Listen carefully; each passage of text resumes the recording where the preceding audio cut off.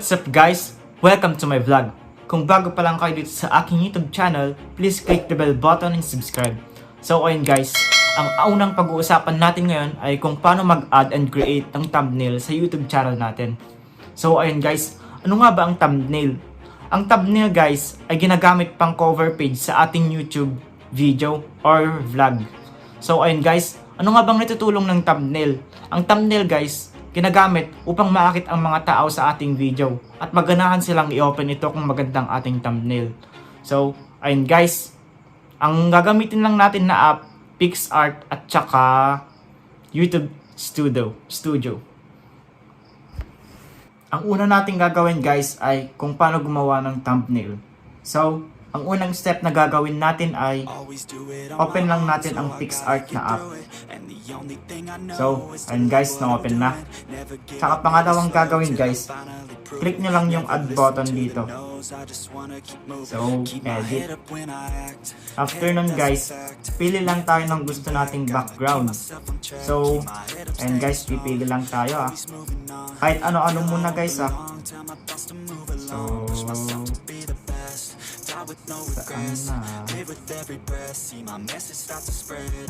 Mahanap mga lods. Download. Yun. So, kunwari ito guys. Tapos guys, susunod natin gagawin, i-add natin yung picture natin na nandito ngayon. So, yung iba na lang muna guys kasi tinitake ko pa lang to. So, add photo. Tapos, ilagay natin yung na-cut out ko na picture ko dati. Ito guys. I-end dito guys kaya walang background. So, ayun guys, ganun natin. I-adjust natin. Tapos, ang susunod natin gagawin guys ay mag-add tayo ng text. So, punta tayo sa text button. Tapos, dapat guys, ang ilalagay natin dito sa text, yung kung anong laman ng content natin. So, So, ito lang muna guys, how to. Para mas maganda pag-separate guys. Kasi, minsan, kailangan may distance rin sa ating relationship. Ginagawa mo! So, ayan guys, how to. So, lagyan natin ng color. Anong gusto nating color guys? So, kunwari blue guys. Ay, pangit. Teal. So, ito guys, sky blue muna. Tapos, kung gusto nating lagyan ng border tong text natin, pindutin lang natin yung stroke. Tsaka, pili tayo kung anong kulay. Ano ba ang magandang kulay guys? So, kung gusto nyo itong white na lang guys. Adjust lang natin yung border nya. Border or outline. So, ito guys. Tsaka, kung lalagyan naman natin to ng shadow, pindutin lang natin yung shadow dito sa ibaba. Tsaka, punta tayo dun sa position. Yan, adjust lang natin to guys, sa left side, kung dun natin gusto i-3D. Tsaka, pindutin natin yung down button. So, ayun guys, napapansin nyo na yung 3D. So, ito na guys, tapos na. Check na lang natin guys. Tapos mag-add text ulit tayo. So, create.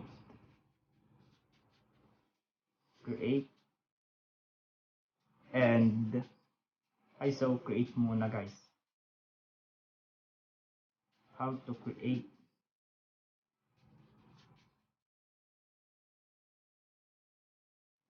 Ayan guys.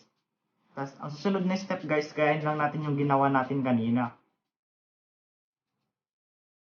Uy, asan na nga yung kulay guys? Nakalimutan ko na. Ito ba yan guys? Ito? Or ito? So, ito ata no guys? Or iba? Sorry guys, makakalimutin kasi ako. So, ito guys. Tapos, after nun, lagyan ulit natin ng outline. So, white. So, ayan. Ay, iba na palang color to guys. Pero sige, ganyan na lang guys. Pwede naman. Kayo na bahala dyan. So ayun guys, lagyan ulit natin ng shadow. Tapos position. So ayun guys, nagpakita na yung shadow niya, no? Tapos i-check na natin. Mag-add ulit tayo ng text. And add. So ayun guys. Malapit na tayong matapos, no? Ganyan lang kasimple guys. Basta, meron ding ibang font kung gusto nyo guys. Basta hanapin nyo na lang dun sa text and fonts. So ayun guys, ulitin ulit natin yung color. So kahit pa iba-iba na guys, kayo na bahala. Pwede rin ito. Ibahan din natin guys, or ito. Pero dapat mas maganda guys pag combination yung color para hindi Jejemon kagaya ko. Joke lang. So, pwede rin ata ito, no guys. So, ito guys. Pili na tayo ng magandang outline. So, white na lang. Or blue. Blue na lang pala. Check guys. Susunod, mag-add ulit tayo ng text. Thumbnail. Uy, ba't wala? Thumbnail.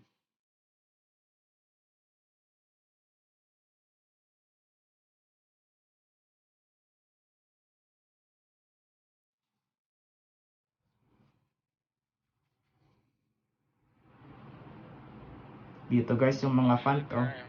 Kung anong gusto nyo, pili na lang kayo. So ito guys, maganda ata to, no? So ito guys, try natin.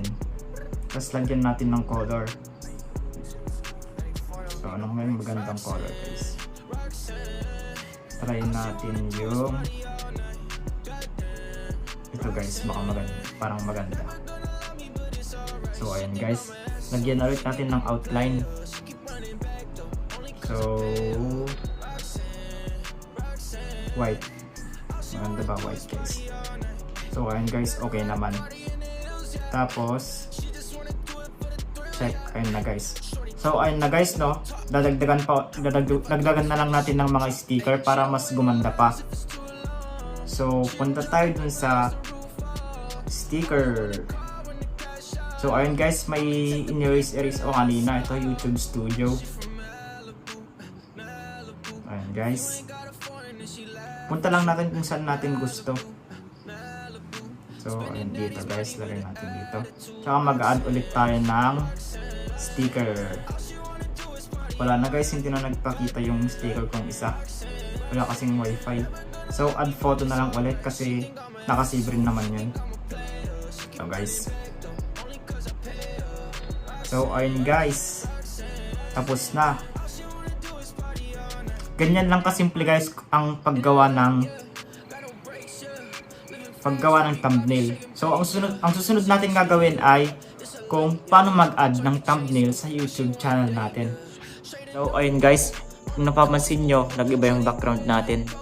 May kasi signal dun sa kwarto guys, kaya dito na lang tayo sa sala. So ayun guys, ang ituturo ko naman sa inyo ay kung paano mag-add ng thumbnail sa YouTube channel natin or sa YouTube video. So, ang una nating gagawin guys ay i-open lang natin yung YouTube Studio na app. So, ito guys. Tapos, punta tayo dun sa click natin yung video natin guys. Nalalagyan natin. Kunwari ito. Tapos, ang susunod dito guys, click natin yung edit na logo. Makita nyo dito sa taas, ituturo ko na lang guys. So, ayan guys. Tapos, pindutin ulit natin yun guys. Ayan. So, ayan guys. Kung papalitan natin, pili lang tayo dito sa pagpipilian. Or kaya tignan natin dito sa change. Dito guys, sa change. Tapos, ayan guys, ito na yung nagawa natin. Kaya, ito na lang ilalagay natin pag tapos na yung video. So ayun vlogs. Guys, kung ayaw ma-edit yung thumbnail nyo, kung sinasabing kailangan nyo munang mag-verify, punta lang kayo sa Google. Tsaka i-desktop site nyo yung cellphone nyo. Tapos, pag click nyo ng edit thumbnail, diretso na agad na i-verify yung account nyo. Ilagay nyo lang yung number nyo, tas may i-text lang na code, tas ayun guys, tapos na. Tapos after nun, pwede na ulit kayong mag-edit ng thumbnail dun sa YouTube Studio. So ayun po. Tapos na guys, napakadali lang no. Sana makatulong to sa inyo. Ginawa kong video to kasi napansin ko sa mga co-vloggers natin na mga nag-uumpisa pa lang, hindi pa nila alam gumawa ng thumbnail. So, para na rin to sa mga future vlogger natin na gagawa pa lang ng YouTube channel. So, ayun guys, mag-subscribe na lang kayo sa aking channel para maging updated pa kayo sa mga panibagong tutorial na i-upload ko. So, ayun guys, salamat. Bye!